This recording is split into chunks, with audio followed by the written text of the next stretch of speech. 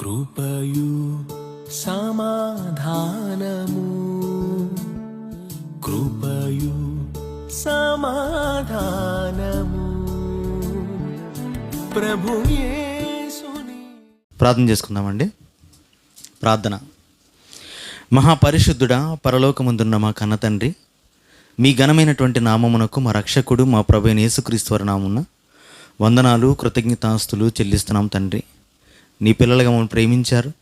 గడిచిన కాలం అంతట్లో నీ రెక్కల కాపుదల్లో కాచి కాపాడి సంరక్షించి సజీవులుగా మమ్మల్ని తండ్రి స్వస్థపరుచుకున్నందుకు వందనాలు చెల్లిస్తున్నాము. నేటి దినానికి ఏర్పరచబడినటువంటి కూడికలో ఇంతవరకు మర్యాదగాను క్రమంగా నడిపించారు. ఇక మీ వాక్యమును తండ్రి మరి ప్రాముఖ్యమైనటువంటి మీ ఉపదేశంలోకి వెళుతుండగా మీరే మాతో మాట్లాడి మాకు ఏ సంగతులు అయితే నేర్పుతారో ఆ సంగతుల ద్వారా మా విశ్వాసమును స్థిరపరచుకుంటూ మమ్మల్ని మీ ఆత్మీయంగా బలపరుచుకుంటూ తండ్రి మీలో ఎదుగుతూ మీరున్నటువంటి లోకానికి వచ్చేటువంటి స్థితి మా అందరికీ దయచేయమని బ్రతులాడుతూ యేసుక్రీస్తు వారి నామమున ప్రార్థన వేడుకుంటున్నాము తండ్రి, ఆమెన్. అందరికీ వందాలండి. ప్రియమైనటువంటి దేవుని వర్లారా, మరి సాతాను అనేటువంటి ఒకటి గురించి మనం ఆడుకుంటే ఎప్పుడు కూడా దెయ్యం, అపవాది, వీడు ఎలా ఉంటాడు అని సమాజాన్ని అడిగితే ఏదో వెర్రి కేకలేస్తూ గెంతులు వేస్తూ పిచ్చి పిచ్చిగా ప్రవర్తిస్తున్నట్టుగా సమాజం వాడిని చూపించింది. వాడే చూపించాడండి చెప్పాలంటే. కానీ దెయ్యం ఎలా ఉంటుందంటే సమాజాన్ని బట్టి ధనం వెనక, అంతేనండి, మత్తు వెనక, స్త్రీ వెనక, పురుషుడి వెనక, వీటి వెనక పరిగెట్టిస్తూ రకరకాలైనటువంటి ఆశలు చూపుతూ మనిషిని చివరికి దేవునికి కాకుండా పాతాళానికి ఏం చేస్తుందంటే వాళ్ళందరినీ కూడా తీసుకువెళ్ళిపోతున్నటువంటి ఒక మహాశక్తి. అపవాదాన్ని కానీ చాలా చిన్నది కాదండి. సమాజం ఏమనుకుంటుందంటే ఒక మంత్రం కనిపెట్టింది క్రైస్తవులు, ఏంటంటే యేసు రక్తం జయం, అపవాది కార్యములు లయం. ఒక మంత్రం అండి అది. మరి మంత్రం పనిచేస్తుందో లేదా అనేది వాళ్ళకి తెలియాలి. కానీ మంత్రాలకు అపవాది అయితే పారిపోదండి. అపవాది క్రీస్తుకే బోధకుడిగా మారాడండి. క్రీస్తుకే బోధించాడు వాడు. యేసుక్రీస్తు వారు ఏ యొక్క సంకల్పం చేత భూమి మీదకి వచ్చాడో ఆ సంకల్పాన్ని తారుమారు చేయడం కొరకు క్రీస్తునే పట్టుకుపోయినవాడు వాడు. నువ్వు నేను ఎంత చెప్పండి ఒకసారి, మీరు నేను ఎంత చెప్పండి, చాలా చిన్నోళ్ళు మనంతా కూడా. కాబట్టి అపవాది అనేటువంటి, సాతాన్ అనేటువంటి, దెయ్యం అనేటువంటి ఆ శక్తితో చాలా జాగ్రత్తగా ఉండాలి. ఎందుకంటే వాడు తన మాటల చేత మనిషిని మాయ చేస్తాడు. దేంతోనండి? మాట చేత మనిషిని మాయం చేస్తాడు. ఆదాము అవ్వలు ఏదైనా వనంలో చక్కగా ఉన్నారు వాళ్ళండి. వాళ్ళ మధ్యకి వచ్చాడు వాడు. ఏం చెప్తున్నాడు? ఇది నిజమా అని అడిగాడంటే. ఏది నిజం? దేవుడు ఈ పండ్ల చెట్లలో ఏ పండ్ల ఫలాలైనా మీరు తినొద్దని చెప్పాడా అంటే చెప్పాడు దేవుడు. వాటిని తింటే మీరు చనిపోతారని చెప్పాడా దేవుడు? అవును చెప్పాడు. కానీ మీరు చావనే చావరు. దేవుడు ఏ ఉద్దేశం చేత మనుషుల్ని ఈ భూమి మీద కలిగించాడో, ఏ ఉద్దేశాలతో మనుషులు బ్రతకాలని దేవుడు ఆశిస్తున్నాడో ఆ ఉద్దేశాలను తారుమారు చేయడానికి వాడు ఉపయోగించేటువంటి మంత్రం ఏంటి తెలుసా అండి? మాట. వాడి మాట చేత మనుషులను మాయ చేస్తున్నాడు ఈరోజు. ఈ యొక్క సత్యాన్ని, ఈ యొక్క సూత్రాన్ని మీరు అందరూ కూడా ఖచ్చితంగా ఏం చేయాలంటే తెలుసుకోవాలి. ఏమంటే ఈరోజు సంఘాల్లోకి వచ్చాం, సంఘాల్లో చేరినటువంటి వాళ్ళం. ఈరోజు ఒక స్పెషల్ డే. ఏంటది? మట్టల ఆదివారం. ఏంటి మట్టల ఆదివారం? యేసుక్రీస్తు వారు యెరూషలేముకి వస్తున్నాడు. వస్తున్నటువంటి ఆ దినాన్ని పురస్కరించుకొని ఈరోజు కూడా క్రైస్తవులు ఏం చేస్తున్నారంటే దాన్ని జరిగిస్తున్నారు. ఏమంటే ఈరోజు మట్లాదివారం మనం చేసుకోవచ్చా? చేసుకోవాలి. చేసుకోకపోతే ఎలా? ఎవరు చెప్తున్నారు ఈ మాట? ఎవరు చెప్తున్నారండి ఈ మాట? పాస్టర్లు చెప్తున్నారు, సేవకులు చెప్తున్నారు, సంఘ పెద్దలు చెప్తున్నారు. అందరూ చేస్తున్నారు కాబట్టి మనం చేయాలి. దీనికి వ్యతిరేకంగా ఒక మాట నేను మాట్లాడినా మీరు అందరూ ఏమనుకుంటారంటే ఎప్పుడు చూసినా ఎలా మాట్లాడతారు ఏంటంటే వీళ్ళు అంటే అందరికీ వ్యతిరేకమై వీళ్ళంతా అనుకుంటారు. కాదండి, మేము దేనికి వ్యతిరేకం అంటే అపవాది మాటలకు వ్యతిరేకం. అపవాది మాయ మాటలకు నశించిపోతున్నటువంటి వారిని రక్షించడం కొరకు చేసేటువంటి ప్రయత్నమే తప్పండి ఎప్పుడు చూసినా ఎదురు చెప్పాలని, ఎదురాడాలనేటువంటి ఆలోచన మాకైతే లేదు. పౌలు అంటాడండి, నేను ఇంకనూ శ్రమపడని ఎలా? దేని విషయంలో? యేసుక్రీస్తు వారి శిలువ విషయంలో. నేను యోధామతంలో పుట్టినటువంటి, యోధామత ప్రవిష్టుడైనటువంటి నేను ఆ యోధామతాన్ని కొనసాగించుంటే నాకు ఈ శ్రమలు ఎందుకు, ఈ అవమానాలు ఎందుకు? కానీ నేను క్రీస్తును మనస్ఫూర్తిగా విశ్వసించాను కనుక, ఆ విశ్వాసాన్ని సమాజానికి ప్రకటిస్తున్నాను కనుక నాకు ఇప్పుడు ఏం కలుగుతుంది? అవమానాలు కలుగుతున్నాయి, వేదనలు కలుగుతున్నాయి, ఇబ్బందులు కలుగుతున్నాయి. అలా కాకపోతే నేను కూడా ఎలా ఉందను? సంతోషంగా మీతో పాటు ఆనందిందును కదా అంటాడండి పౌలు. ఈరోజు క్రైస్తవ సమాజంలో వాక్యం తెలియకపోతే చాలా బాగుండండి నాకు కూడానండి. ఎలా ఉంది? నేను కూడా చాలా హ్యాపీగా ఉందినండి. చక్కగా నేను రాత్రి అలా పొలాల్లోకి పోయి ఏం చేద్దానండి, ఆ మట్టలు పెట్టుకుని వచ్చేద్దానండి వాటికండి. దాని ధర్మాకోల్ బాల్స్ కావచ్చు, లేకపోతే పువ్వులు కావచ్చు, చక్కగా గుచ్చుకుని నేను కూడా ఏం చేద్దాను ఉదయకాల సమయంలో ఏంటండి, చక్కగా బైబిల్లో ఏదైతే వచనాలు ప్రవచనాలుగా రాయబడ్డాయో వాటిని చెప్పుకుంటూ వీధులంటే అలా తిరుగుతూ ఉందని అందరూ కూడా ఈయన మహాభక్తులు అనుకుంటారండి అంతనంటే. సేవకుడు అంటే అలా చేయాలండి, ఉదయం లేచి 6 గంటలకు అనుకుంటారు అంతనండి. ఏమండి నిజంగా ఇది చేయాలా? ఓ మాట చెప్పమంటారండి. బైబిల్ గురించి బైబిల్ వ్యతిరేకులు లేకపోతే మత ఛాందస్వాదులు అనేటువంటి వాళ్ళు, అది ఏ మతానికి సంబంధించిన వాళ్ళైనా సరే బైబిల్ మీద పడుతూ వాళ్ళు అంటున్నారు, బైబిల్లో తండ్రి తన కుమారులతో వ్యభిచారం చేశాడండి. అవునా కదా? అలాగే కోడలతో మామగారు వ్యభిచారం చేశాడండి. అలాంటి బూతుల పుస్తకం మాకు ఎందుకండి, అలా చేయమని మీ బైబిల్ చెప్తుందండి అంటున్నారు వాళ్ళంతా కూడా. మనం ఏమంటాం చెప్పండి? అప్పుడు చేయమని చెప్పట్లేదయ్యా, అది జరిగిన చరిత్రను రాశాడు అక్కడ దేవుడు. నిన్ను చేయమని చెప్పలేదు కదా అని మనంటే బైబిల్లో ఉంది కదా అని వాళ్ళు విమర్శిస్తున్నారు ఒక పక్కన అండి. ఏమండి మరి ఈరోజు మన వాళ్ళు ఎలా ఉన్నారు చెప్పండి? ఉంది కాబట్టి మేము చేస్తామంటున్నారండి. మరి మిగతా అన్నీ చేయండి. అయితే వాళ్ళు ఏదైతే అబద్ధం అంటున్నారో, ఏదైతే బూత్ అంటున్నారో అది బైబిల్లో ఉంది కాబట్టి మీరు చేయండి. ఈరోజు ఉంది కాబట్టి చేస్తారు కదండి. చేస్తారా? ఉంది కాబట్టి చేయడం కాదండి, అది ఎందుకు రాయబడిందో తెలియాలి. బైబిల్లో 2 రకాలైనటువంటి మాటలు ఉంటాయి, దేవుని మాటలు. అదేంటంటే, ఒకటేంటంటే జరిగినది మీకు తెలియవలసినటువంటిది దేవుడు రాసినటువంటి ఒక సందర్భాలు ఉంటాయండి. మరొకటి ఏంటంటే మీకు తెలియవలసింది మీరు చేయవలసినటువంటి మాటలు మరొక భాగం ఉంటుంది. అవునా కదండి? 2 ఒకటేనా వేరువేరా? 2 వేరువేరు. మీరు తెలుసుకోవాల్సింది ఒకటి ఉంది, మీరు చేయవలసింది ఒకటి ఉంది. చరిత్రగా ఏం జరిగిందో ఆ కాలంలో తెలుసుకోవాల్సినటువంటి విషయాలు ఉన్నాయి, కానీ మీరు చేయవలసినటువంటి సందర్భాలు కూడా చాలా ఉన్నాయి. ఈ రెండిట్లకి వ్యత్యాసం తెలియక చాలామంది ఏంటంటే ఏది పడితే అది చేస్తారంటే. పైగా మన వాళ్ళకి ఏంటంటే ఈరోజు క్రైస్తవులుగా మారిన తర్వాత కూడా పాత జాడ్యాలు కొన్ని వదిలిపోవండి. చింత చచ్చినా ఏం చావదంటండి, పులుపు చావదంటండి.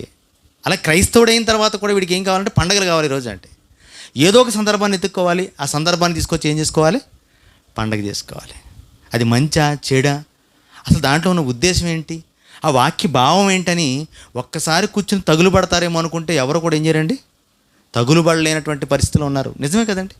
ఒకసారి బైబిల్ దగ్గరికి వచ్చి ఈరోజు క్రైస్తవ సమాజంలో సంఘంగా ఇది దేవుని పనిగా మనం పట్టుకుంటున్నాం కాబట్టి ఇది చేయొచ్చా చేయకూడదా? దేవుడు దీన్ని ఏం చేస్తాడు, సమర్థిస్తున్నాడా సమర్థించట్లేదా? ఈ యొక్క చిన్నది ఆలోచన మనం పెట్టుకుంటే చాలండి, ఎప్పుడు బైబిల్ దగ్గరికి వచ్చేస్తారండి. ఏ సందర్భం చేయాలన్నా అదేనండి. చాలా సందర్భాల్లో ఇది చేస్తున్నటువంటి విధానం తప్పు, ఇది మీరు చేయకూడదు అన్నప్పుడు చాలామంది అనుకుంటారండి, ఏంటండి ఇలా మాట్లాడుతున్నారు వీళ్ళని. నేను మాట్లాడట్లేదండి, అది బైబిల్లో ఉంటే నేను కూడా ఏం చేస్తానంటే ఇప్పుడు కూడా నేను మీకంటే ఎక్కువ చేస్తానంటానండి. కానీ బైబిల్లో లేనప్పుడు మీరు చేయకండి, నేను చెయ్యొద్దని కూడా నేను ఏం చేస్తానంటే మీకు హెచ్చరికలు చేస్తాను దేవుని తరపున. ఎవరేమనుకున్నా ఒక విషయం జ్ఞాపం చేస్తానండి, మేమెవరో తెలుసా అండి, దేవుని దూతలం అంటే. ఎవరేమనుకున్నా పర్లేదండి, మేము డైరెక్ట్గా చెప్తాను, దేవుని యొక్క దూతలం, క్రీస్తు యొక్క పరిచారకులం, క్రీస్తు యొక్క రాయబారులం అండి. ఈ మధ్యకి వచ్చాం, ఏం చెప్పాలి ఇప్పుడు మేము? ఏదైతే మాకు బోధించబడిందో, ఏదైతే మాకు చెప్పమన్నాడో ఆ సంగతులను తూచా తప్పకుండా ఏం చేయాలంటే మీకు చెప్పవలసినటువంటి వాళ్ళం. మీరు ఏమనుకున్నా పర్లేదు, మీరు మమ్మల్ని నిందించినా పర్లేదు, ఒకవేళ మమ్మల్ని ఏం చేయొచ్చు, మీరు ఒకవేళ చంపేసినా పర్లేదండి. కానీ ఏం చేస్తాం మేము? ఉన్నది క్రీస్తు ఏదైతే చెప్పమన్నాడో, తన వాక్యం ఏదైతే రాయించి ఇచ్చాడో దాన్ని ఖచ్చితంగా సమాజ మధ్యకి ఏం చేయాలంటే మేము తీసుకురావాల్సినటువంటి బాధ్యత మా మీద ఉంది కనుక మీ మధ్యకి తీసుకొచ్చామండి. ఏమన్నా మమ్మల్ని మెచ్చుతారని మేము అనుకుంటున్నారా? నాకు సంగతి తెలుసండి, రహస్యం. ఏంటి రహస్యం తెలుసా అండి? మీరు మమ్మల్ని మెచ్చరన్న సంగతి నాకు తెలుసండి. పైగా ఇక్కడ ఈ వాక్యాన్ని బట్టి ఇంత సత్యం చెప్తున్నాను కాబట్టి వేల కొలది జనాలు రావాలనుకోండి అనుకోను, రారు కూడా. ఎందుకు చెప్పంటారా? మా ప్రభువు ఒక మాట చెప్పాడు, మిమ్మల్ని లోకము ఎరగదు, మిమ్మల్ని లోకము దూషిస్తుంది. ఎందుకంటే లోకము నన్ను ఏం చేస్తుందంటే మీకంటే ముందు నన్ను దూషించింది. లోకము నన్ను ఎరగదు కనుక మిమ్మల్ని కూడా ఈ లోకం ఏం చేయదంటే ఎరగనేరదు అని రాశాడండి. సత్యం చెప్పేటువంటి వాడు లోకానికి కనపడడం అనేది చాలా కష్టం. కానీ సత్యం చెప్పేటువంటి వాళ్ళు ఈ లోకాన్ని విడిచి వెళ్ళిన తర్వాత ఈ సత్యం చెప్పినటువంటి వాళ్ళ గురించి అనాది కాలం మొదలుకొని నేటి వరకు మాట్లాడుకుంటారు ఖచ్చితంగానండి. ప్రవక్తలు చచ్చిపోయారండి. ప్రవక్తలు బ్రతుకున్న కాలంలో దేవుడు ఏదైతే చెప్పమన్నాడో ఆ మాటలు సమాజానికి ఏమాత్రం నిస్సిగ్గుగా ప్రకటించారు వాళ్ళంతా కూడానండి. ఊరుకున్న సమాజం అండి, రాళ్లతో కొట్టిందండి, చంపేశారండి, బళ్ళాలతో పొడి చంపేశారు. చచ్చిపోయిన తర్వాత ఏమండి నిజంగా గొప్ప ప్రవక్త చచ్చిపోయాడండి అని చెప్పేసి పెద్ద సమాధులు కట్టారంటే వాళ్ళ కోసం అంటే. అవునా కదా? పగడాల ప్రవీణ్ కుమార్ గారు, ఆయన గురించి రకరకాలైన వార్తలు వస్తున్నాయి అనిపించాడు. ఏదైనప్పుడు కూడా ఆయన చెప్పినటువంటి సత్యాలు చాలా గొప్పవండి. ఆయన చెప్పిన వాక్యాలు సత్యమైనటువంటి మాటలు చెప్పాడండి ఆయన. అంటే ఏమంటే ఆయన బ్రతుకుండగా ఎవరైనా ఆకర్షించబడ్డారా? ఎవరైనా ఆయన దగ్గరికి వెళ్ళారా?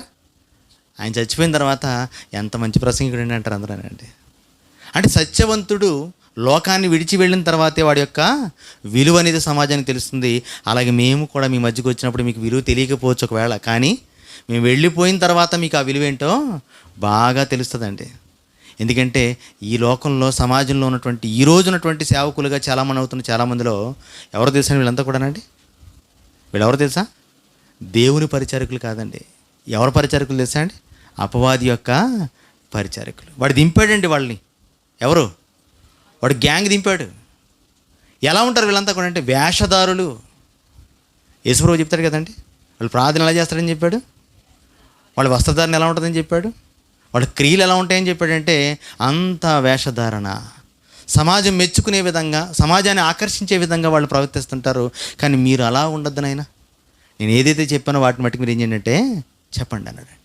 కనుకనే ఒకవేళ లోకం మమ్మల్ని గుర్తించకపోయినా పర్లేదు, కానీ సత్యం అనేది మట్టికి ఏమవుతుందంటే సమాజానికి వెళ్ళాలి.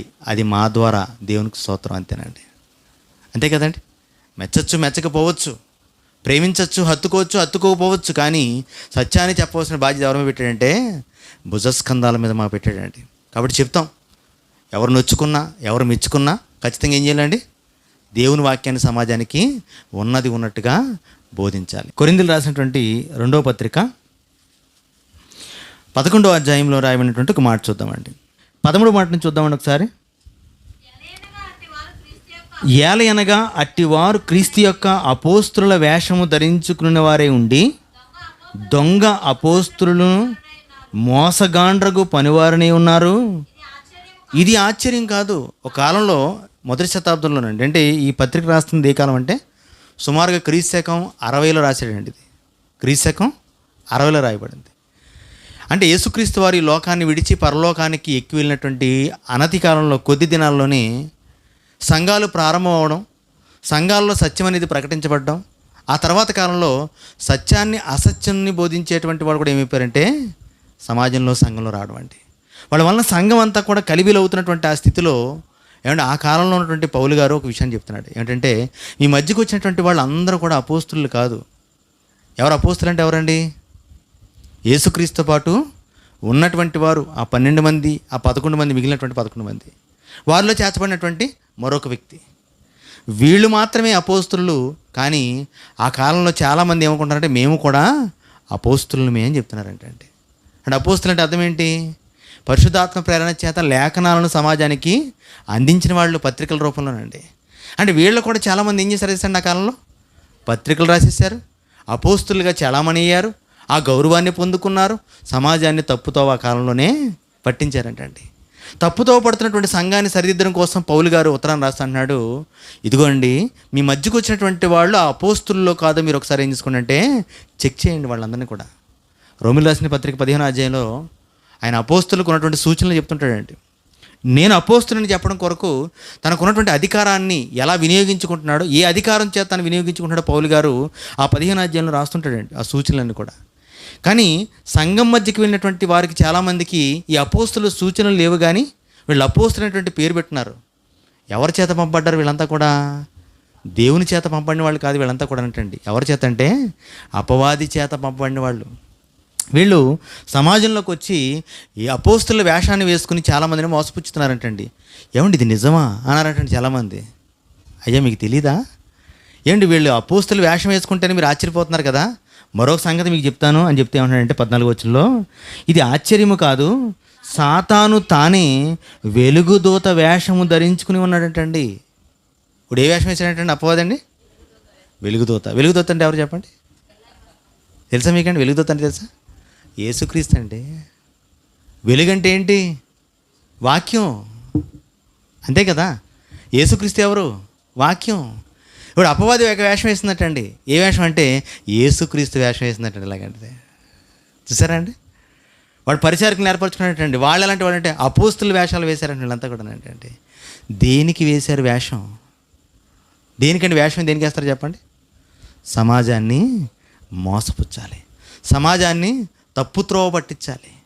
అలాంటి వాళ్ళు సంఘాల్లోనికి వచ్చేసి అపవాది అనుచరులుగా దేవుని సంఘాన్ని మొక్కలు చక్కలు చేశారండి. దెయ్యం మాటలు చొప్పించారు వాళ్ళంతా కూడా అండి. అంటే యేసుక్రీస్తు మాటలొద్దు. ఏ మాటలు చెప్పాలి అప్పుడు? నా మాటలు చెప్పాలి. నా మాటలు సమాజంలోకి వెళ్ళాలి. ఏ రక్తం ఇచ్చి క్రీస్తు సంఘాన్ని కొన్నాడో ఆ రక్తము చేత కొనబడినటువంటి సంఘాన్ని వాడు స్వాధీనపరుచుకున్నాడండి. ఏది దేవుడు అనబడునో, ఏది దేవుని మందిరం అనబడునో దాని అంతటికీ పైగా ఏం చేసినట్టు వాడంతా కూడా వాడు కూర్చున్నాడటండి. ఇప్పుడు ఎవరు అధికారంగా ఉండాలి? క్రీస్తు అధికారంలో ఉండాలి సంఘం అంతా కూడా. కానీ ఎవరు అధికారంలోకి వచ్చేసింది? ఇప్పుడు అపవాది అధికారంలోకి వచ్చేసింది. ఇప్పుడున్న సంఘాలు ఏ అధికారం నడుస్తుంది చెప్పండి? ఏ అధికారం నడుస్తుందంటే అందరికీ బాధ కలుగుతుంది. ఒక విషయం చెప్పమంటారా? వాక్య ప్రకారం నడిచేది క్రీస్తు అధికారంలో ఉన్నటువంటి సంఘం అండి అది. అవునా? వాక్యము కానిది చేసేటువంటి సంఘాలు ఉంటాయి చూసారండి, అది అపవాది చేతిలో ఉన్నటువంటి సంఘాలండి. ఇప్పుడు ఏ సంఘంలో ఉన్నారు మీరు? మనకి అందరికీ అర్థమైపోద్ది అంటే నేను అయ్యో బాబోయ్ చాలా పొరపాటు చేస్తున్నాను నేను అనుకోండి. మనం అండి మనకు సిగ్గు ఉండదు కదా, మనం ఆలోచించాం కదా. మన వాక్యంతో పనే ఉంది మనకి. ఎక్కడో ఒక దిక్కునికి వెళ్ళిపోవాలంతే. ఆ పండగ ఆచరించాలి, ఏమండి అక్కడ భోజనాలు చేయాలి, అక్కడ ఏదో తగలబెట్టుకుని రావాలి. అంతేగాని ఇది జరుగుతున్నటువంటి ఈ కార్యక్రమాలు, ఈ సంఘము దేవుని వాక్యానికి లోబడి నడుస్తుందా నడవట్లేదా అనేటువంటి విషయాన్ని మీరు ఒకసారి ఏం చేయాలంటే ఆగి ఆలోచించకపోతే మీరు వెళ్ళేది పరలోకం కాదు. అడిగెళ్తారు. ఏమండి దెయ్యం చాలా దూరంగా ఉన్నామండి దెయ్యానికి మేము అంటారండి. చాలామంది బోధకులు దెయ్యాన్ని గురించి మాట్లాడడానికి ఇష్టపడరండి. దెయ్యం గురించి ఎందుకమ్మా, ఆయన దెయ్యం కనుక దెయ్యం గురించి మాట్లాడారంటారు పైకి అంటే. ఎవరి గురించి మాట్లాడాలి? మనం ఎప్పుడు కూడా దేవుడి గురించి మాట్లాడుకోవాలి. ఏమంటే యేసుక్రీస్తు ఎప్పుడు దెయ్యాన్ని గురించి మాట్లాడలేదు? దెయ్యాన్ని గురించి బోళ్ళని ప్రసంగాలు చేశాడండి బాబు ప్రభు. బోళ్ళని ఉపమానాలు చెప్పాడు దానికోసం. మరి ఆయన ఎందుకు చెప్పాడు అంటే మీకంటే ఆయన జ్ఞానం లేక చెప్పాడు పాప అనుకోవాలి. ఇప్పుడు అంటే చెప్పాలి సమాజానికి. జాగ్రత్త చెప్పకపోతే ఏమో చెప్పండి, పొరపాటు జరిగిపోద్ది. ఎంత పెద్ద పొరపాటు చేశాండి అది. సంఘములో దేవుని కార్యక్రమాలు జరిగేటువంటి స్థలంలో నువ్వు లేకపోతే, అపవాది యొక్క క్రియలు జరిగేటువంటి స్థలంలో నువ్వు ఉండిపోతే, దేవుని వాక్యం అనుకుని అపవాది మాటలు వింటూ నువ్వు నిలబడితే నువ్వు వెళ్ళేది పాతాళమే కానీ పరలోకం కాదు. అదే దేవుడు చాలా జాగ్రత్తలు చెప్పాడు బైబిల్లోనండి. కాబట్టి ప్రియమైనటువంటి దేవుని వాళ్ళారా, ఈరోజు జరుగుతున్నటువంటి ఈ మాటల ఆదివారం దేవుని అనుకూలమైనటువంటిది, దేవుని వాక్యానుసారమైనదేనా? ఒక్కసారి మనం ఏం చేద్దామంటే లేఖనాల నుంచి కొన్ని సంగతులు వింటూ ఈరోజు పాఠాన్ని మనం ఏం చేద్దామంటే మాట్లాడుకుందాం. ఇంతసేపు మార్కు సువార్త 11వ అధ్యాయము ప్రారంభ వచనం నుంచి మనం లేఖనాలను జాగ్రత్తగా ఏం చేద్దామంటే ఒకసారి జ్ఞాపం చేసుకుందాం. ఎందుకంటే ఈ లేఖనాలను ఆలోచించకపోతే ఏమవుతుందంటే ఉద్దేశం అర్థం కాదండి. ఈరోజు బైబిల్ దేవుడు రాయించినటువంటి ఉద్దేశం ఏంటో మనకు తెలిస్తేనే కదా మనం ఏం చేస్తామండి, ఆ ఉద్దేశపరంగా మనం ఏం చేయగలం, బ్రతకగలుగుతాం. కానీ చాలామంది ఏం చేయలేకపోతారంటే ఉద్దేశాన్ని తెలుసుకోవడానికి సమయం లేకపోతున్నారు. సత్యాన్ని గ్రహించడం కొరకు ఏం చేయలేకపోతారంటే సమయాన్ని ఇవ్వలేనటువంటి వాళ్ళు ఉన్నారు. కాబట్టి మనం కొద్ది సమయాన్ని మనం ఏం చేద్దామంటే దేవుని కోసం ఇద్దాం. వారు యెరూషలేమునకు సమీపించి ఒలీవల కొండ దగ్గర ఉన్నటువంటి బెత్పాగే బెతానియా అను గ్రామమునకు వచ్చినప్పుడు ఆయన తన శిష్యుల్లో ఇద్దరిని చూచి, మీరు ఎదుటిన్నటువంటి గ్రామమునకు వెళ్ళుడి, అందులో మీరు ప్రవేశించగానే కట్టబడి ఉన్నటువంటి ఒక గాడిద పిల్ల కనబడును, దాని మీద ఏ మనుషుడును ఎప్పుడును కూర్చుండలేదని దాన్ని విప్పి తోలుకురండి అని వాళ్ళకి ఏం చేశారంటే చెప్పి పంపించాడు వాళ్ళందరూ కూడా. ఈ సందర్భం మీకు అందరికీ బాగా తెలుసండి. సందర్భం తెలిస్తే సరిపోదు, రెఫరెన్స్ తెలిస్తే సరిపోదు. అసలు ఆ రెఫరెన్స్ కానీ ఆ సందర్భం కానీ ఎందుకు రాయబడిందో కూడా మనకి ఏం చేయాలంటే తెలియాలి. ఇది ప్రాముఖ్యమైనటువంటి విషయం. ఈరోజు ఈ విషయం గురించి జాగ్రత్తగా ఆలోచిద్దాం. యేసుక్రీస్తు వారు బెత్పాగే బెతానియా అనేటువంటి గ్రామాలకు వచ్చినప్పుడు దాని ఎదురుగుండా చూశాడండి, యెరూషలేం కనబడుతుంది. సుమారుగా 2 కిలోమీటర్ల దూరం అండి, యెరూషలేంకి 2 కిలోమీటర్ల దూరం. మీరు కావాల్సి నెట్లో ఆ యొక్క వీడియోస్ చూస్తే కనుక మీకు కనబడుతుంటుందండి. మధ్యాహ్నం కూడా మేము చూసినప్పుడు యెరూషలేము ఆ కొండ మీద కనపడుతుంటుంది, కొండ మీద పట్టణం కనపడుతుంటుంది. చూసినప్పుడు యేసుక్రీస్తు వారు దాన్ని చూసి అంటున్నాడు, ఇదిగో మీరు ఆ బెతానియా ఆ గ్రామంలోకి వెళ్ళండి, అక్కడ మీకు ఒక గాడిద పిల్ల మీకు ఏమవుతుందంటే కట్టబడి మీకు కనబడుతుంటాయి, దాన్ని మీరేం చేయండి అంటే విప్పుకుని తీసుకురండి. ఆ గాడిద పిల్ల మీద ఎవరో కూడా ఇంతవరకు ఏం చేయలేదంటే ఎవడు కూర్చోలేదు, అది నా కొరకు తీసుకురండి. ఎవడన్నా ఒకవేళ అడిగితే అది ప్రభువునకు కావాలని చెప్పండి. వెంటనే వాడు విప్పేసి ఏం చేస్తాడంటే మీకు వదిలేస్తాడు. ఇది ఫస్ట్ ఆలోచిద్దామండి, చిన్న విషయం ఆలోచిద్దాం. మొట్టమొదటిగా ఇశ్రాయేల్ అనేటువంటి వాళ్ళకి గాడిద అనేటువంటిది పవిత్ర జంతువా అపవిత్ర జంతువా? చేశాండి మీకండి? అపవిత్ర జంతువు అండి, నిజమే కదండి. ఎందుకంటే దానికి ఉన్నటువంటి లక్షణాలలో కొన్ని లక్షణాలు అంటే అపవిత్రమైన జంతువులో ఒక లెక్కగా మనకు అది కనపడుతుంటుంది. దీని గురించి కూడా కొన్ని నియమాలు దేవుడు ఇచ్చాడు. ఏ నియమాలు ఇచ్చాడు ఇస్తాడు? ఏదైతే తొలిచూలు గాడిద పిల్ల పుట్టిందో ఆ గాడిద పిల్లని మీరు ఏం చేయాలంటే దేవునికి ప్రతిష్ఠించాలంటే తీసుకెళ్ళిపోయండి. అది ఒకవేళ ప్రతిష్ఠించారనుకోండి, ఒకవేళ ప్రతిష్ఠించినప్పుడు దాన్ని మరలా మీరు విడిపించుకోవాలంటే ఏం చేయాలంటే దాని కొరకు గొర్రె పిల్లని తీసుకెళ్ళి బలిగా ఇచ్చి ఏం చేయాలంటే దాన్ని గాడిద పిల్లని తెచ్చుకోవాలంటే అండి. ఒకవేళ గొర్రెని ఇచ్చేటువంటి పరిస్థితి లేకపోతే గనక ఆ తొలిచూలు పుట్టినటువంటి గాడిదను గవిని బయటికి తీసుకువెళ్ళి దాని మెడను విరిచి చంపేయాలంటే అండి దాన్ని. నిర్గమకాండం చూడండి ఒకసారి ఆ మాట. నిర్గమకాండం 34వ అధ్యాయము 20వ మాటలో ఉంటుంది. మాట సందర్భం అంతా కూడా చూడండి ఒకసారి. నిర్గమకాండము 34వ అధ్యాయము 20వ మాట చూద్దామండి. గొర్రె పిల్లను ఇచ్చి గాడిద తొలిపిల్లను విడిపింపవలను, దాన్ని విమోచింపని ఎడల దాని మెడను విరగదీయవలెను. చూసారండి ఏం చెప్తున్నాడండి? మీరు తొలిచూలు పుట్టినటువంటి గాడిదను ఒకవేళ మీకు కావాలనుకుంటే కనుక దానికి బదులుగా మీరు ఏమవ్వాలి తెలుసా? గొర్రెనివ్వండి. లేదు గొర్రెని పిల్లని ఇవ్వలేకపోతే కనుక ఏం చేయమంటే దాన్ని అక్కడే మెడ విరిచి చంపేసాయండి.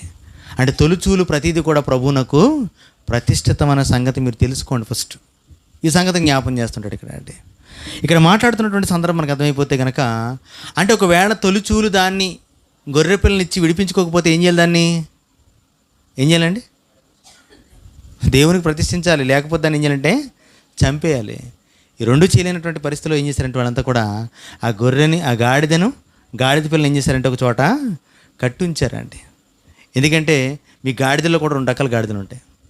ఒకటేంటంటే బైబిల్లో చెప్తున్న సందర్భం ఏంటంటే అడవి గాడిద అంటాడండి. ఒకటి మామూలు గాడిద, మరొకటి ఏంటండి అడవి గాడిద. ఈ అడవి గాడిద ఎలాంటిదంటే ఎక్కడ కూడా ఎవరి మాట కూడా ఏం చేయదంటే అది వినదంటండి, అది ఎవరికి లోబడదంటండి అది. దాని గురించి కూడా కొన్ని సందర్భం చూడగలిగితే కనుక యోబు గ్రంథంలో రాయబడినటువంటి కొన్ని మాటలు చూద్దామండి. యోబు గ్రంథం 39వ అధ్యాయంలోని 5వ వచనాన్ని చూద్దామండి ప్రియులారా. 5వ వచనం చూస్తే కనుక అక్కడ రాయబడిన మాట చూద్దాం. అక్కడ ఏమన్నాడంటే అడవి గాడిదను స్వేచ్ఛగా పోనిచ్చిన వాడు ఎవడు?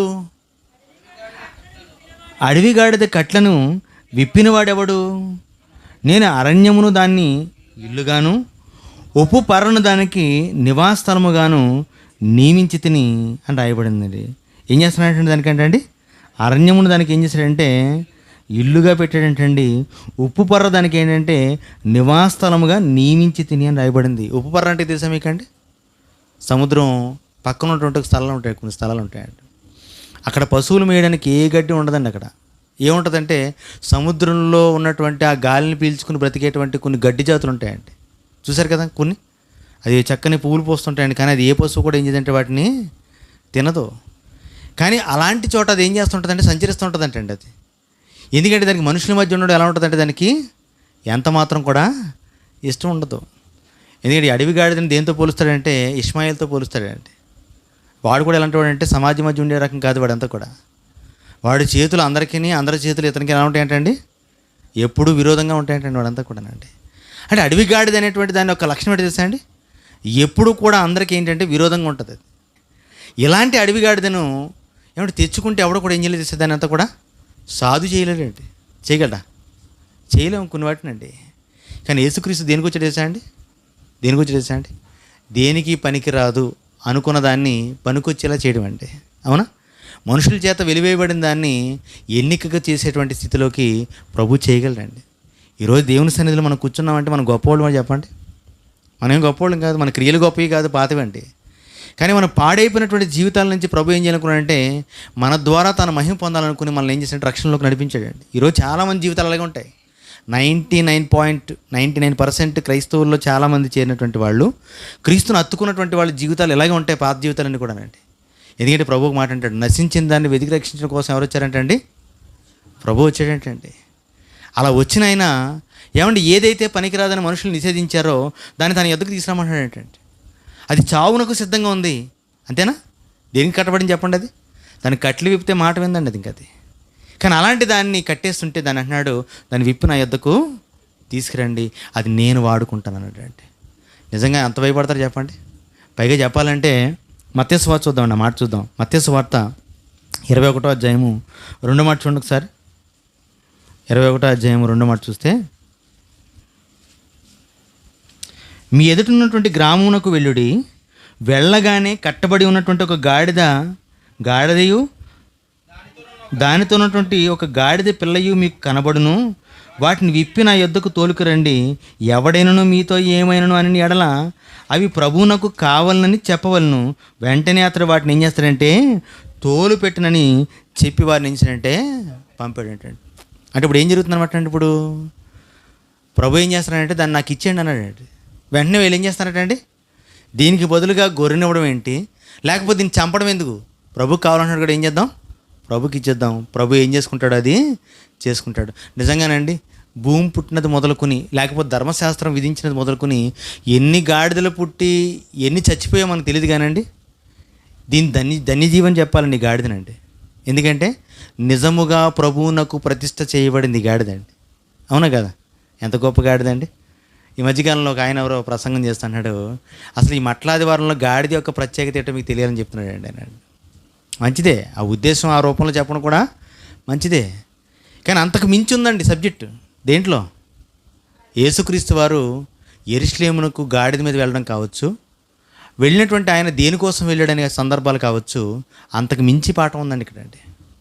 ఇక్కడ కేవలం ప్రారంభం మనం చూస్తున్నాం. యేసుక్రీస్తు వారు గాడిద మీద ఏం చేస్తున్నాడంటే ఆ ప్రాంతానికి మనకి వెళుతున్నట్టుగా మనకి అక్కడ కనపడుతుంది. ఇక్కడ యేసుక్రీస్తు వారు దీని మీద వస్తున్నట్టు రాయబడిందంటే గాడిదనెక్కి బయలుదేరాడు. పాత నిబంధన గ్రంథంలో గాడిదనెక్కి వచ్చేటువంటి వాళ్ళు, లేకపోతే ఆయన గాడిద ఎక్కుతున్నప్పుడు చాలామంది ఏం చేశారంటే తమ పై వస్త్రములు తీసి దాని మీద పరిచారంటే అండి. అవునా? అంతేకాదు ఆయన వెళుతున్నటువంటి మార్గం అంతటి కూడా ఏం చేశారంటే వస్త్రాలు పరిచారు. అలాగే ఆ చుట్టుపక్కల ఉన్నటువంటి చెట్టు కొమ్మలు నరికి తీసుకొచ్చి ఏం చేశారంటే దారి పొడుగునా పరిచారంటే అండి. ఇది ఎవరికి జరుగుతుందని రాయబడింది పాత నిబంధనలు అంటే, ఎవరైతే రాజుగా అభిషేకించబడతాడో, అభిషేకించబడినటువంటి ఆ రాజు పట్టణంలోనికి ప్రవేశిస్తున్నప్పుడు ఆయన్ని రాజుగా సత్కరించడం కోసం ఇశ్రాయేల్లో చేసేటువంటి ఒక కార్యంగా మనకు కనపడుతుంటుంది అక్కడ అండి.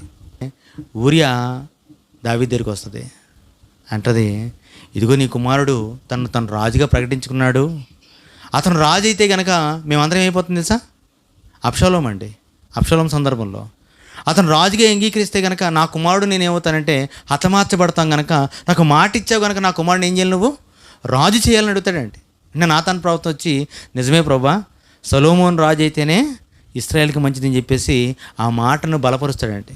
వెంటనే దావీదు ఒక మాట అంటాడు, అయితే నా కుమారుడైన సొలొమోను తీసుకుని మీరు ఏం చేయండి, గాడిదతో పాటు ఆయన్ని తీసుకువెళ్ళండి, ఆయన అభిషేకించి గాడిద మీద ఏం చేయండి అంటే పట్టణంలోనికి తీసుకురండి అంటాడు. ఆ తర్వాత చాలామంది రాజులు అండి, ఇశ్రాయేల్ రాజులు కావచ్చు, యోధా రాజులు కావచ్చు, గాడిద మీద రాజుగా అభిషేకించి వాళ్ళు ఏం చేస్తుంటారంటే పట్టణంలోని ప్రవేశింపజేస్తుంటారు. అలా వస్తున్నప్పుడు ఆయన ఏం చేస్తుంటారంటే జయధ్వనులతో ఆయన ఏం చేస్తుంటారు, ఆహ్వానిస్తుంటారంటే.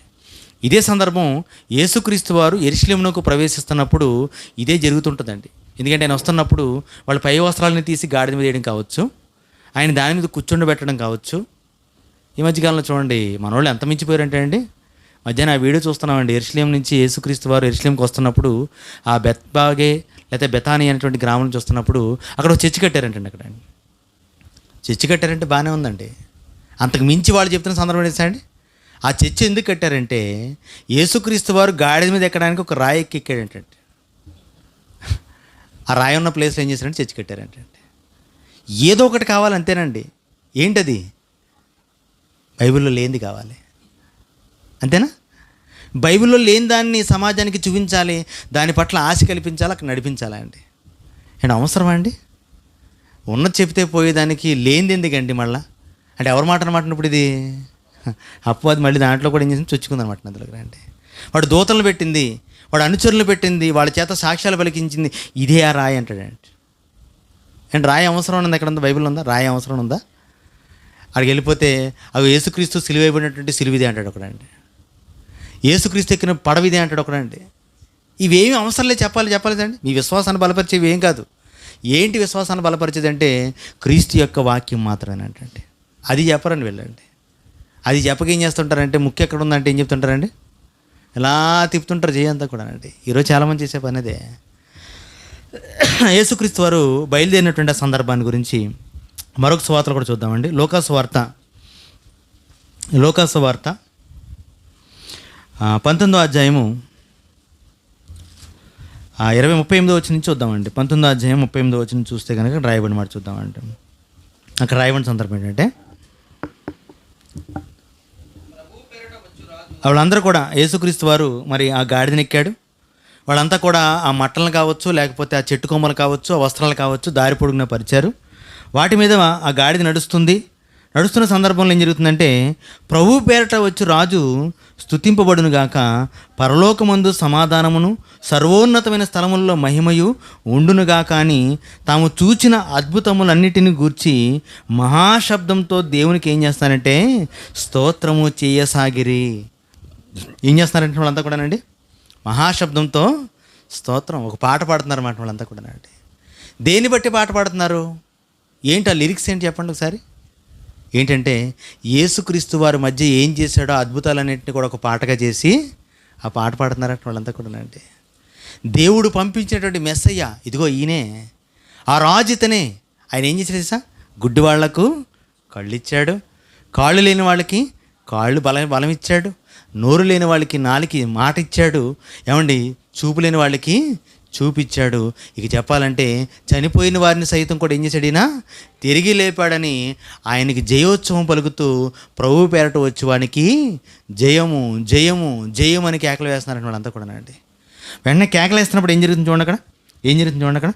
ఆ సమూహములో కొందరు పరిసయ్యులు, బోధకుడా నీ శిష్యులను గద్దించమని ఆయనతో చెప్పగా, ఏమంటే ఆయన ఏం చేస్తున్నారంటే వాళ్ళు చూసండి, వీరు ఊరకుండిన ఎడల ఈ రాళ్ళు కేకలేస్తే జాగ్రత్త అన్నట్టండి. ఇదంతా ఒకటే సందర్భం కదండి. ఏ సందర్భం ఇదంతా కూడా? మట్టల ఆదివారపు సందర్భం, ఆదివారపు ఉద్దేశం, ఇదంతా అంతే కదా, అదే పార్ట్ కదండి. ఇక్కడ ఈ పార్ట్ పూర్తిగా అర్థం చేసుకోకుండా జస్ట్ పైన ఉన్నది మాత్రమే చేస్తూ వదిలేస్తానంటే ఎలా గురించి చెప్పండి, అంతేనా? కానీ కిందకి వెళ్తే చాలా సందర్భం కనబడుతుంది ఇక్కడ.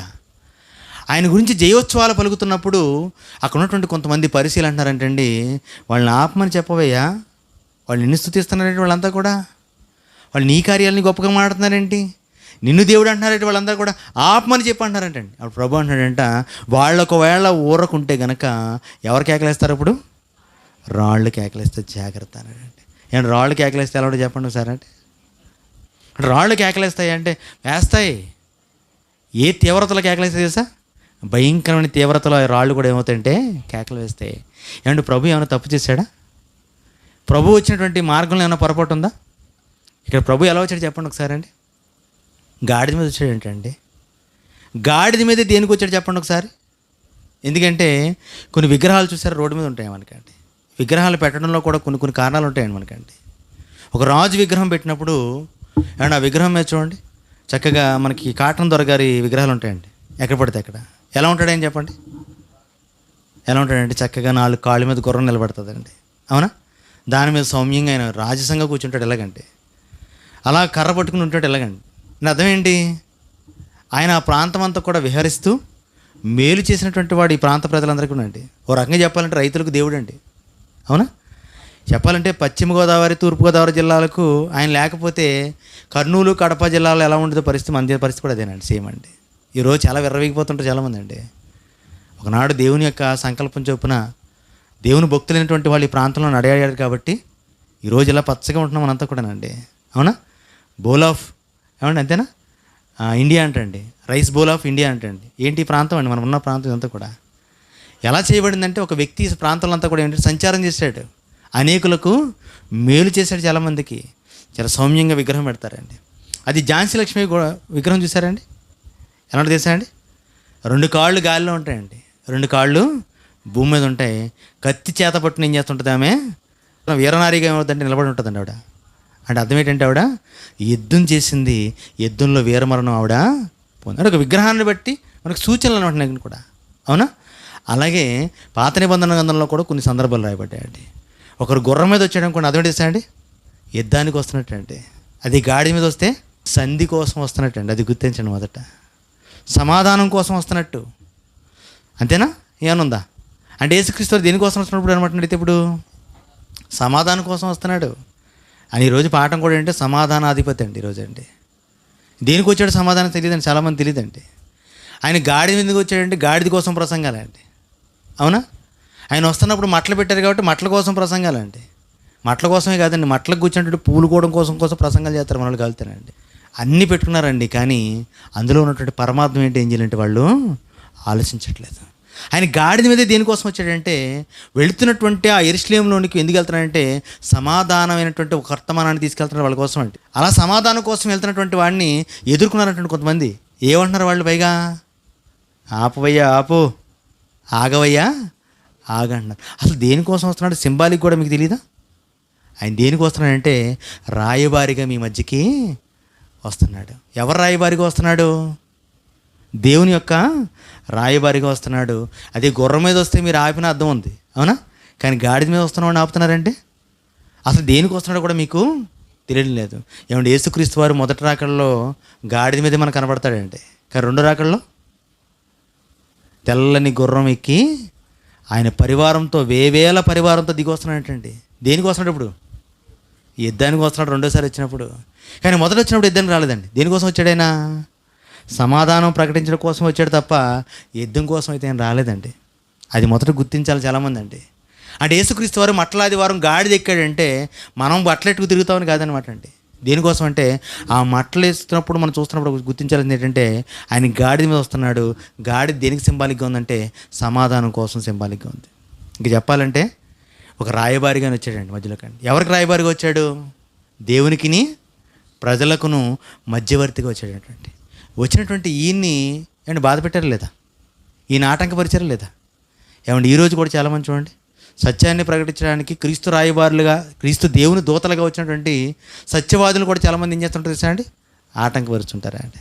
ఆపండి, చాలండి, మీరేం చెప్పాల్సిన పని మాకు లేదు, మాకు తెలియని సంగతులు మాకేమున్నాయి అంటారు చాలామంది అండి. అలాగే అన్ని జనులకు వెళ్ళిపోయామనుకోండి, చాలామంది చూడండి చర్చిలు కడుతుంటే చర్చిలు ఆఫ్ చేస్తారండి. చూసారా ఏం చేస్తున్నారు వాళ్ళంతా కూడా? రికార్డింగ్ డ్యాన్స్లు ఏమైనా పెడతారా? ఏం చేస్తారు చెప్పండి అక్కడండి? హత్యలు చేయమని ఏమైనా నేర్పిస్తారా? ఏం చెప్పరండి. సమాధాన పడమని దేవునితోని మనుషులకు సువార్త ప్రకటిస్తారా అండి? అవునా కదా? ఈ ప్రకటిస్తున్నటువంటి ఈ ప్రకటన కూడా చాలామంది ఏం చేస్తారంటే అడ్డుకుంటుంటారా అండి. ఇది మొదట గుర్తించాలి. చాలామందికి అర్థం కాక క్రైస్తవుడైనటువంటి వాడు సమాజం మధ్యకి వెళ్తున్నప్పుడు ఆటంకపరిచేవాడు మొదట గుర్తించాల్సింది ఏంటంటే వాళ్ళు మీ మధ్యకి దేనికి వస్తున్నారంటే మతం మార్చడం కోసం కాదు. దేనికి వస్తున్నారు వాళ్ళంతా కూడా? దేవునితో సమాధాన పడమని చెప్తున్నారు, సువార్త ప్రకటించండి. ఈరోజు మనం చేసే ప్రయత్నం అదే కదండి. ఒక మీటింగ్ పెడుతున్నాం, ఒక పాంప్లెట్ రిలీజ్ చేస్తున్నాం. దేని కొరకు చేస్తున్నాం ఇదంతా కూడా? దేవునితో సమాధాన పడండి, దేవునితో సమాధాన పడండి అంటున్నాం. తెల్లని వస్త్రాలు ధరిస్తున్నాం, సౌమ్యంగా ఉంటున్నాం. చాలా చోట్లకి వెళ్తే ప్యాడ్నీళ్ళు చెల్లుతున్నారంటే సువార్థికుల మీద అండి. బూతులు ఆడుతున్నారండి, కొడుతున్నారు. స్త్రీల ఎదుట సిగ్గుకరమైనటువంటి కార్యాలు చేస్తున్నారు చాలామంది అండి. ఎందుకంటే వీళ్ళు ప్రకటిస్తే మేము ఒప్పుకుంటున్నారండి. కానీ అదే ఊళ్ళలో వాళ్ళు చేసే పని ఏంటి అండి? కొన్ని పండగల పేర్లు చెప్పుకుని ఏం చేస్తారు అండి? రాత్రి 12 గంటల వరకు రికార్డింగ్ డ్యాన్సులు చేసి 12 తర్వాత ఆడవాళ్ళని నగ్నంగా డ్యాన్స్ చేస్తుంటారండి. దానికోసం ఊర్లో ఉన్నటువంటి పెద్దలందరూ డబ్బులు ఇస్తారు పైకి చెప్పాలంటేనండి. ఏంటి అది మంచి పనే చెడు పని? చెడ్డ పని. చెడ్డ పని చేయడానికి సపోర్ట్ చేసేటువంటి ప్రజలు ఏమంటే దేవునితో సమాధాన పడమని చెప్తే మటుకు ఏం చేస్తారు వీళ్ళంతా కూడా? సపోర్ట్ చేయట్లేదండి. పైగా ఏం చేస్తున్నారు వీళ్ళంతా కూడా అంటే ఆటంకపరుస్తున్నటువంటి వాళ్ళుగా మనందరికీ వీళ్ళంతా కూడా కనపడుతుంటారు. వీళ్ళంతా కూడా అండి ఏమంటే ఆటంకపరిచే వాళ్ళందరినీ దేవుడు వదిలిపెడతాడండి? వదిలిపెట్టాడు. అది గుర్తించడం మొదట. దేవునితో సమాధాన పడండి, సమాధాన పడండి, సమాధాన పడండి అని ఈరోజు భూమి మీద సువార్తను చేత పట్టుకుని ప్రయాసపడుతున్న ప్రతి వాళ్ళు కూడా హతసాక్షులుగా లేకపోతే మరణం వాళ్ళని వరించినప్పుడు వీళ్ళు లోకాన్ని విడిచిపెట్టి ఏమంటే పరదేశంలో దేవుని ఉంటుంటే ఆ లోకానికి వెళ్ళి వాళ్ళు ఏమంటారు అండి, నాదా సత్యస్వరూపి ఎందాక తీర్పు తీర్చక ఉంటావు, మా నిమిత్తం భూనివాసులు ఏం చేస్తావు నువ్వు, ప్రతిదండన చేయాలని అడుగుతారండి. ఎందుకంటే వాళ్ళ మధ్యకి మేము వెళ్ళాం, ఏం చేసాం, నువ్వేదైతే చెప్పమన్నావో, ఏ రాయబారాన్ని చేయమన్నావో దానికోసం వాళ్ళ మధ్యకి వెళ్తే మమ్మల్ని ఏం చేసేసి వాళ్ళంతా కూడా చంపేశారు. వాళ్ళంతా కూడా అవునా కాదండి. ఇశ్రాయేలు మధ్యకి దేవుడు ప్రవక్తలు పంపాడు. దేనికోసం పంపించాడు? రాయబారులుగానే పంపించాడు వాళ్ళ మధ్యకండి. దేవుని వార్తను వాళ్ళ మధ్యకి ఇచ్చి పంపించాడండి, వాళ్ళకి చేతికి ఇచ్చండి. కానీ వాళ్ళు ఏం చేశారంటే సహించలేక ఆయన ఏం చేశారంటే చంపేశారు. అలాగే ఈరోజు క్రీస్తు కూడా ఆ మధ్యకి వచ్చినప్పుడు ఆ క్రీస్తుని కూడా వాళ్ళు ఏం చేస్తారంటే ఆయన ఎందుకు వస్తున్నాడో సింబాలిక్గా గాడిద ఈయన సమాధానం వస్తున్నాడని చెప్పేసి వాళ్ళు ఏం చేయలేకపోతున్నారంటే సహించలేక ఆయన ఎదురు తిరుగుతున్నారండి. ఎందుకంటే ఆయన గురించి రాయబడినటువంటి లేఖనాలు ఉన్నాయండి, ఉన్నాయా లేదా? ఉన్నాయండి. ఆయన వస్తున్నప్పుడు ఆయన క్రియలను బట్టి, ఆయన పనిని బట్టి, ఆయన మాటను బట్టి సమాజం గుర్తించాలనుకున్నాడండి. దేన్ని బట్టి అంటే రాయబడిన లేఖనాలను ఈయన జీవితంలో చూస్తున్నప్పుడు ఈయనే మెస్సయ్యే కదా, ఇగో ఈ కార్యాన్ని ఆయన చేస్తున్నాడంటే ఇగో దేని నిమిత్తం చేస్తున్నాడో ప్రభు ముందుగానే ఏం చేశాడు, వాక్యంలో రాయించాడు కదా అని గుర్తించాలని దేవుడు ప్రతి పనిని చేశాడండి. గుడ్ ఫ్రైడే రోజు మన వాళ్ళంతా కూడా ఆ 7 మాటలు మాట్లాడుతుంటారండి, అవునా? చెట్టు చివరిగా అంటాడు అండి, దాహము కొనుచున్నాను అంటాడండి. దేనికోసం అన్నాడు ఆయన? లేఖనము నెరవేరినట్లు అంటే ప్రతి పని కూడా, ప్రతి మాట కూడా ప్రభు లేఖనాల నెరవేర్పులోనే తన జీవితాన్ని ముందు సాగించాడు. ఇప్పుడు ఆయన గాడిద మీద వస్తున్నాడంటే కూడా ఏం చేయలేప్పుడు వీళ్ళంతా కూడా గుర్తించాలనుకున్న లేఖనాలండి ఆయన అండి. కానీ వాళ్ళు ఏం చేయలేపారంటే లేఖనాలను గుర్తించకపోగా ఆయన మీద ఎదురు తిరిగారంటండి. పైగా అంటున్నారండి, మీరు ఆపమని చెప్పాను, మీ గురించి చెప్పకుండా ఆపండి ఒకసారి అన్నాడు ఏంటండి. ఏం చెప్తున్నారు వాళ్ళంతా? పైగా చెప్పాలంటే ఈయన గుడ్డి వాళ్లకు కనులు ఇచ్చినవాడు, ఇంత గొప్ప కార్యములు చేయగలిగినట్టు ప్రవక్త మన మధ్యకు వచ్చినందుకు మనం సంతోషించాలి, ఈయన దేవుని చేత పంపబడినటువంటి మెస్సేజ్ కాదా అని వీళ్ళంతా కూడా పాటలు పాడుతున్నారంటండి. తట్టుకోలేకపోతున్నారు చాలామంది అండి. ఈరోజు చూడండి సంఘాల్లో కూడా చాలామందికి మనం చెప్తే తట్టుకోలేరండి, నచ్చదు వాళ్ళకి. ఎందుకు నచ్చదు? వాక్యము కాదని కాదు, అక్కడ నువ్వు చెప్తున్నావు కాబట్టి మాకు నచ్చదు. ఇలాంటి వాళ్ళు ఇప్పుడు కూడా సంఘాల్లో నేను చూస్తుంటానండి. సత్యము సమాజానికి వెళ్ళకుండా వాళ్ళు ఏం చేస్తారంటే ఆటంకం పెట్టడానికి ప్రయత్నిస్తారు, కానీ ఇది దేవుని వల్ల కలిగితే ఎవరు కూడా ఏం చేయలేరంటే ఆప్ చేయలేరంటే. కాబట్టి ప్రియమైనటువంటి దేవుని వాళ్ళారా, యేసుక్రీస్తు వారు ఇలా రావడం గల కారణంలో మరి లేఖనాన్ని మనం చూడగలిగితే కనుక జకరియా గ్రంథము 9వ అధ్యాయంలో రాయబడినటువంటి మాట చూద్దాం. జకరియా గ్రంథము 9వ అధ్యాయం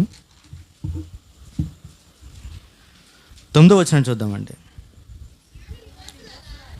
సియోను నివాసులారా బహుగా సంతోషించండి, యెరూషలేము నివాసులారా ఉల్లాసంగా ఉండండి. ఇగో నీ రాజు నీతిపరుడు, రక్షణ గలవాడును, దీనుడై గాడిద పిల్లను ఎక్కి మీ వద్దకు వచ్చుచున్నాడు అని చెప్పాడు. చూడండి ఏం చేస్తున్నాడండి అతను అనుకోండి. ఆయన గురించి రాయబడింది కదా జకరియా గ్రంథంలోనండి. ఆయన గాడిద మీద వస్తున్నప్పుడు, ఆయన చుట్టూ ఈ కార్యక్రమాలు జరుగుతున్నప్పుడు ఏముంది లేఖనం ఈయన జీవితంలో నెరవేర్పాను జరుగుతుందని ఒక్కసారి ఆలోచించలేపారు. ఈరోజు క్రైస్తవులు కూడా ఈయన గాడిద మీద వచ్చాడని చెప్పేసి మట్టలు పట్టుకుని ఊరంతా తిరుగుతున్నారు. కానీ ఈ మట్టలు పట్టుకు మనం తిరుగుతున్నాం, కానీ అసలు ఎందుకు తిరుగుతున్నాం, ఆయన ఎందుకు ఆ పని చేశాడని వీళ్ళు కూడా లేఖనాలు ఈరోజు ఏం చేయలేకపోతున్నారంటే తిరగలేకపోతున్నారు. ఆ రోజు ఇశ్రాయేల్లో ఉన్నటువంటి ఆ యాజకులుగా, ప్రవక్తలుగా, లేకపోతే బోధకులుగా సమాజానికి అగపరుచుకున్నటువంటి వేషధారులు కూడా లేఖనాలు ఏం చేయలేదంటే ఆ దినాన చూడలేదంటండి. కానీ ఆయన గురించి లేఖనం ఉంది. ఏమనుందంటే, ఇదిగో నీ రాజు ఏమండి గాడిద పిల్లను ఎక్కి నీ యొద్దకు వచ్చుచున్నాడు, ఎఫ్రాయిములో రథములు ఉండకుండా నేను చేసేదను. రథములు ఉండకుండా అంటే అర్థమేంటి? యుద్ధము లేకుండా నేను ఏం చేస్తానంటే దాన్ని చేస్తాను. ఇంకా యెరూషలేములో గుర్రములు లేకుండా నేను చేస్తాను, యుద్ధపు విల్లు లేకుండా పోవును. నీ రాజు సమాధాన వార్తను అన్ని జనులు తెలియచేయను.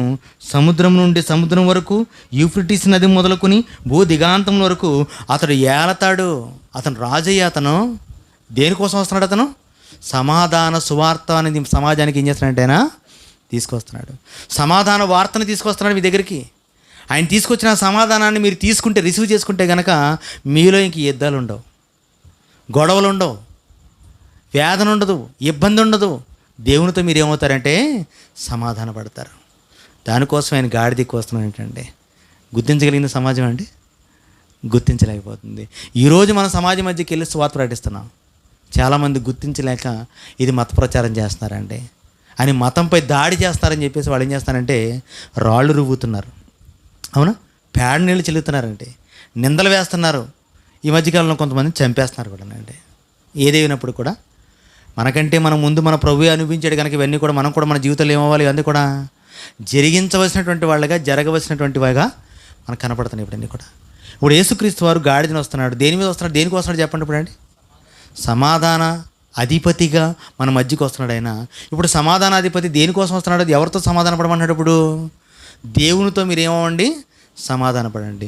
ఏమని చెప్తాడు చెప్పండి అయితే ఇప్పుడు అండి? మీరు పాపం మానండి, అంతేనా? పాపాన్ని మీరు ఏం చేయండి, విడిచిపెట్టండి, మీరు దేవునితో సమాధాన పడండి అని చెప్తున్నాడంటే. ఈరోజు పాపాన్ని విడిచిపెట్టలేనటువంటి ప్రతివాడు కూడా పండగ చేసుకుని విడిచిపెడతాడంతే తప్ప ఆయన వచ్చినటువంటి కారణాన్ని ఏం చేయడండి, హృదయపూర్వకంగా రిసీవ్ చేసుకోలేకపోతున్నాడు ఎప్పుడండి. సమాధానాధిపతి మన మధ్య వచ్చేసాడు. వచ్చినటువంటి ఆయన తీసుకొచ్చిన సమాధానాన్ని నువ్వు స్వీకరించగలుగుతున్నావా? ఈరోజు కూడా సమాజం మధ్యకి చూడండి, దేవుని చేత పంపబడినటువంటి దూతగా ప్రభు వచ్చాడు. ఇప్పుడు యేసుక్రీస్తు వారి చేత పంపబడినటువంటి దూతలుగా మనం సమాజంలోకి వెళ్తున్నాం.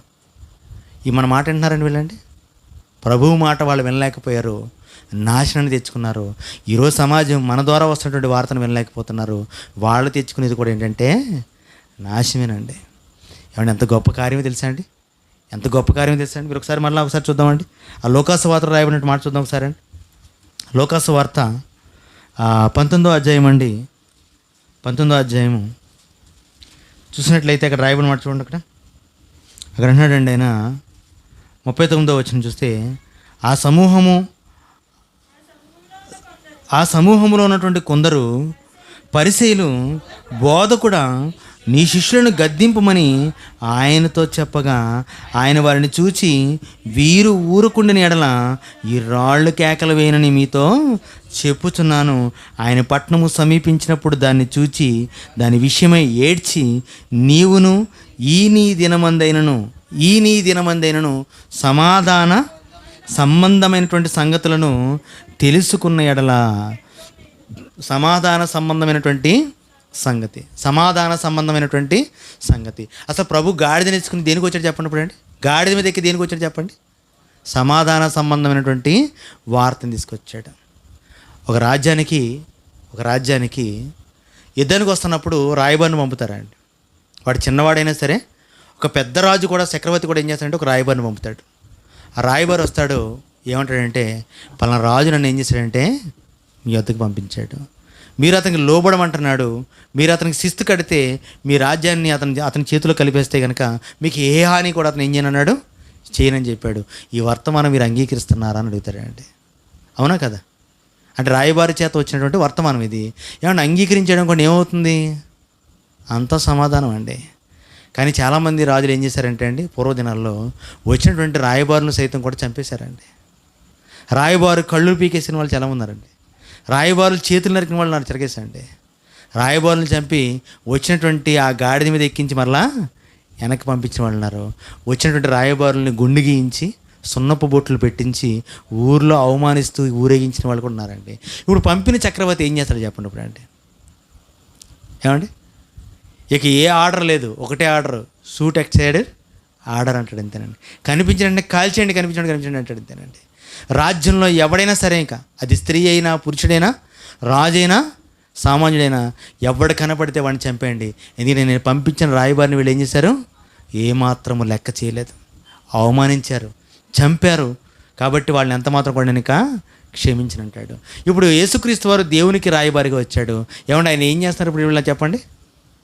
అవమానిస్తున్నారంటే వీళ్ళంతా కూడానండి. నిజంగా అవమానిస్తుంటే దేవుడు ప్రభు ఏమంటాడు చెప్పండి సార్? ఈ నీ దినమందైనా మీరు ఏం చేయాలి, ఇప్పుడు సమాధాన సంబంధమైనటువంటి ఈ వర్తమానాన్ని అంగీకరించండి అని అడుగుతున్నాడు అండి. నిజంగా ఎంత గొప్పడు చెప్పండి ప్రభు అండి. ఏమంటే ప్రభుత్వం ఎంత గొప్ప ఉన్నారు తెలుసా అండి? ఆ పాట పాడుతున్న వాళ్ళు ఎంత గొప్పలు తెలుసా అండి? ఎందుకంటే చూడండి, మనం ఈరోజు మట్లాదివారం అనుకుంటున్నాం కదండి. ఈ మట్లాదివారానికి నిన్నటి దినం శనివారం కదండి. ఆ శనివారం ఏమంటారు తెలుసా అండి? Lazarus Saturday. ఎందుకంటారు తెలుసా అండి? లాజరు చనిపోయి 3 దినాలు అయింది నిన్నటికండి. యేసుక్రీస్తు వారు నిన్నే వచ్చాడు బెతానియాకండి. వచ్చినప్పుడు అక్కడ అందరూ కూడా ఏడుస్తున్నారటండి. ఏమని? అయ్యా ప్రభా, నువ్వు ఉండుంటే, నువ్వు వచ్చి ఉండుంటే ఏమో నా తమ్ముడు ఇక బ్రతికే ఉండేవాడని మార్తా మరియలు మాట్లాడుతుంటారు ప్రభుతోనండి.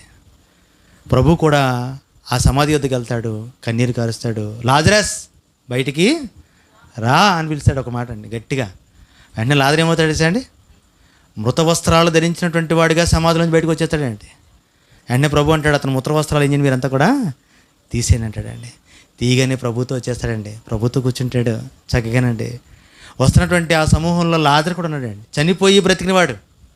వస్తున్నటువంటి ఈయన పైన వీళ్ళందరూ కుట్ర పన్నుతున్నారండి. ఏమని? అగో వస్తున్నటువంటి వీళ్ళు నిన్నెందుకు కనపరుస్తున్నారు, ఆపమని చెప్పు, ఈయన ఏదో రకంగా మనం చంపేలే అనుకుంటారా అండి. ఎంత పిచ్చోళ్ళు చెప్పండి వీళ్ళంతా కూడా. చెప్పండి, ఈ మాట పెట్టండి. ఏమంటే చనిపోయిన వాడినే తిరిగి లేపాడు కదండి ఈయన. ఇక చెప్పాలంటే లాజరస్తో పాటు మరలా బెతానీకి వెళ్ళిపోతాడండి నేను ఈ ఆదివారం అయిపోగానే. ఈ యెరూషలేము పట్టణంకి వచ్చి ఈ మాటలు చెప్పిన తర్వాత దేవాలయాన్ని చూసి మీరు దొంగల గృహగా చేసి ఉన్నారని చెప్పి మళ్ళీ వెళ్ళిపోతాడండి. మీరు యోహాను సువార్త చదివితే ఎంత కనబడుతుంటుంది. ఆ యోహాను సువార్తలో వీళ్ళు అంటారండి, ఈ లాజర్ని బ్రతికించాడు కనుక మరలా లాజర్ని మనం ఏం చేద్దాం, చంపేద్దాం అనుకుంటారు వీళ్ళంతా కూడా అండి.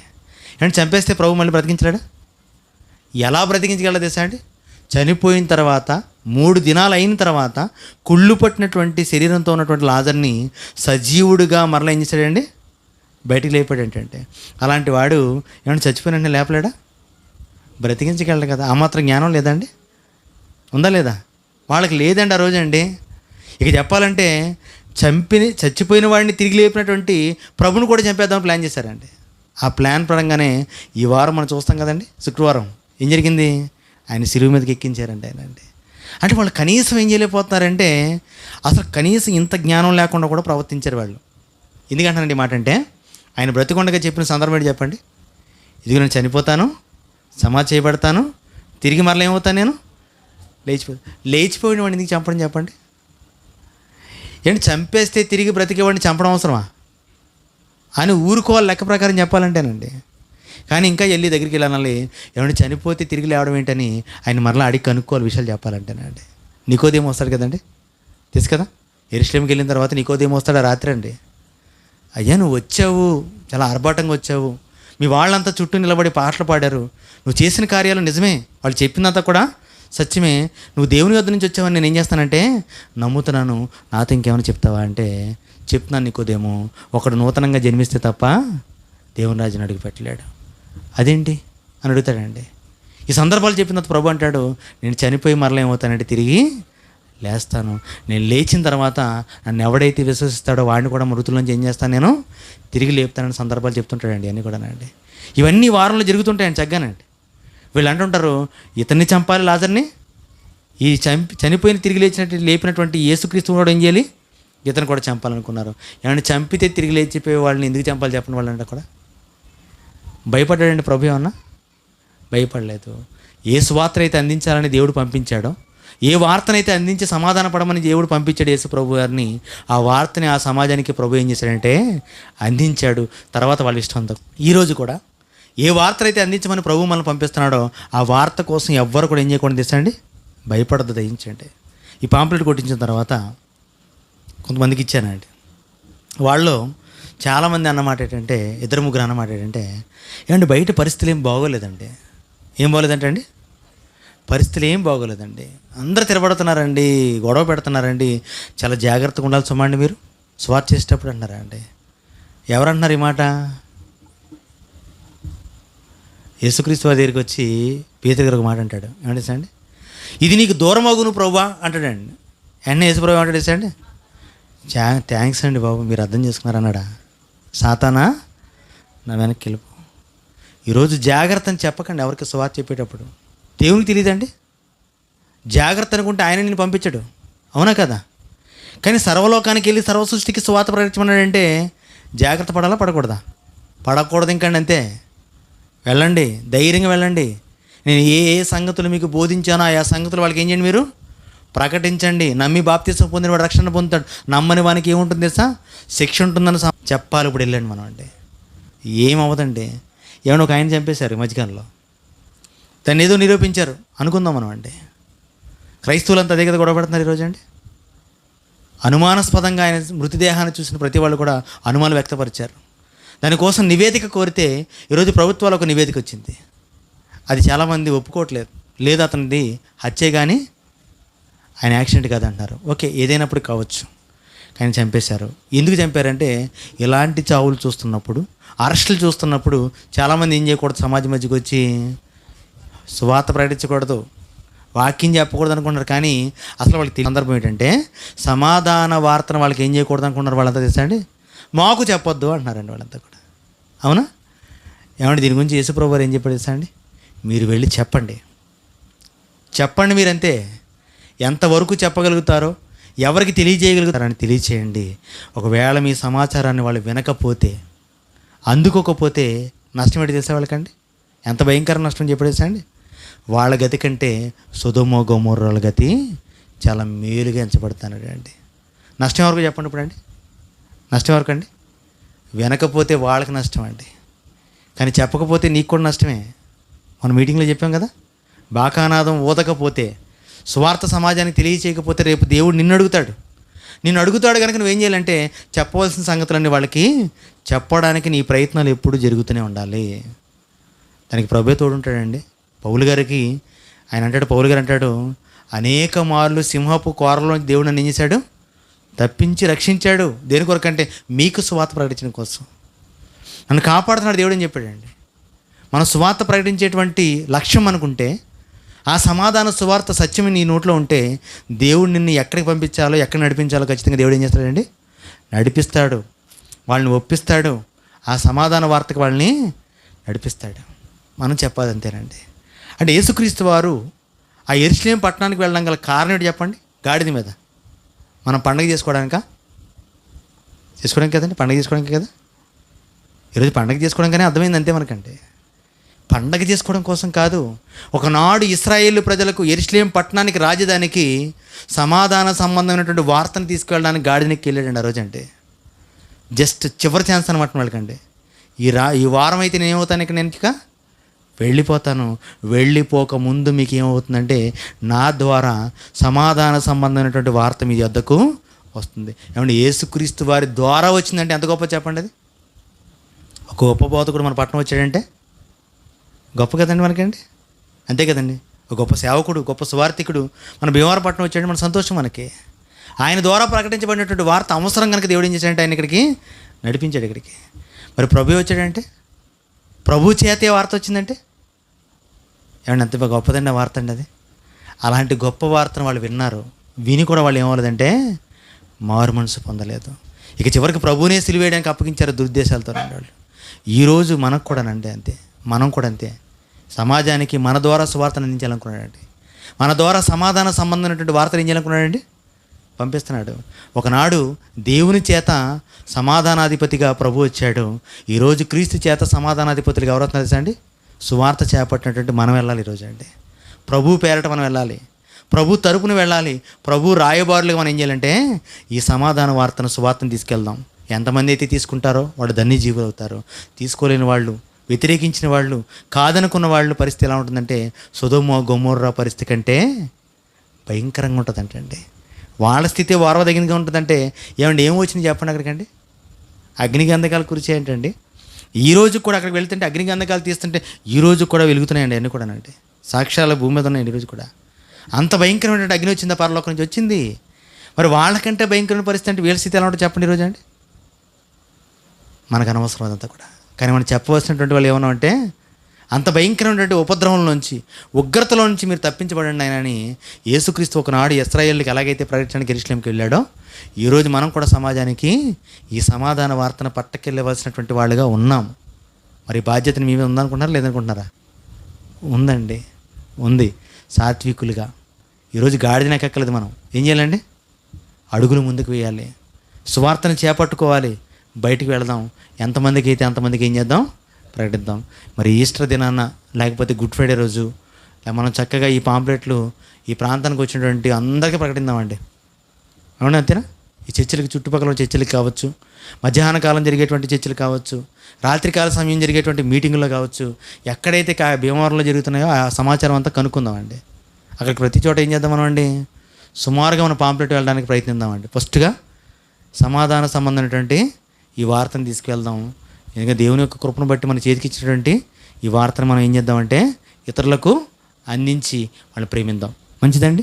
మరి యేసుక్రీస్తు వారు మరి గాడిదపై రావడం గల కారణం, ఈ మట్లాదివారం యెరూషలేము దేవుడు యేసుక్రీస్తు వారు సందర్శించడం గల కారణాన్ని మనం తెలుసుకున్నాం కనుక ఈ ఉద్దేశాలతో మీరు ఉండాలని ప్రేమపూర్వకం కోరుతూ ప్రార్థన చేసుకుందామండి, ముగించుకుందాం. మహాపరిశుద్ధుడా, పరలోకమందున్న మా కన్న తండ్రి, మీ ఘనమైనటువంటి నామమునకు వందనములు, కృతజ్ఞతాస్తులు మా రక్షకుడైన యేసుక్రీస్తు వారి నామమును చెల్లిస్తున్నాం తండ్రి. మీ కుమారుడైన యేసుక్రీస్తు వారు సమాధానాధిపతిగా యెరూషలేము పట్టణాన్ని దర్శిస్తున్నటువంటి ఆ దినాన్ని, ఈ మటలాదివారంగా ఈరోజు క్రైస్తవ సమాజం జరుపుకున్నటువంటి ఈ శుభదినాన్ని మేము ఎందుకు రాయబడిందో ఆ వాక్యంలో ఉన్నటువంటి ఆ జరిగినటువంటి సందర్భంలో ఉద్దేశాన్ని ఎరిగి ఉన్నాం కనుక మేము కూడా మీ కుమారుడైన యేసుక్రీస్తు యొక్క దాసులుగా, మీ కుమారుని చేత పంపబడినటువంటి రాయబారులుగా సమాధాన సంబంధమైనటువంటి వార్తను అనేకులకు ప్రకటించే నిమిత్తము స్వార్థను చేపట్టినటువంటి వీరులుగా సమాజంలోకి వెళ్ళేటువంటి ధైర్యమును, జ్ఞానమును, వివేకమును, ఆరోగ్యమును, బలమును, శక్తిని కూడా దయచేసి మమ్మల్ని నడిపించమని బ్రతులాడుతూ యేసుక్రీస్తు వారి నామముని ప్రార్థన వేడుకుంటున్నాము తండ్రి. ఆమేన్. అందరికీ వందనాలండి.